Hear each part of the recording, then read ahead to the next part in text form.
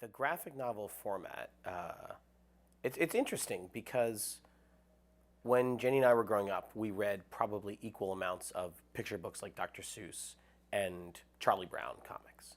We had all these old collections going back to the 50s that our eldest brother had collected.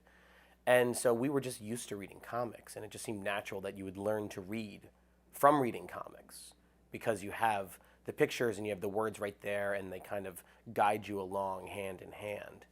And so now that we're making comics, the format, it gives you some freedom to do different kinds of things that you can't do in a regular novel or chapter book. You can show a lot more than you ever could in a novel or a chapter book. Just like if you're doing a movie, you can show things. You don't have to sit there and describe everything, and kind of takes the wind out of the sails if you're like explaining everything.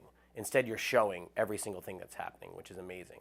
But then the text can sometimes, it's always fun in Baby Mouse to sort of puncture Baby Mouse with the narrative text, because the narrator will come in and give snarky comments back to Baby Mouse and give her advice, which she usually ignores, or he even has his own ideas about himself, and he should be the star of the show sometimes. And Squish is very similar, and a lot of that sort of commenting came out of Jenny and I actually writing notes to each other in the margins of the layouts when we were working on them. Like, oh yeah, this is gonna go well for Baby Mouse, right? When she's trying to do this thing that's impossible, and we just had to work that in somehow.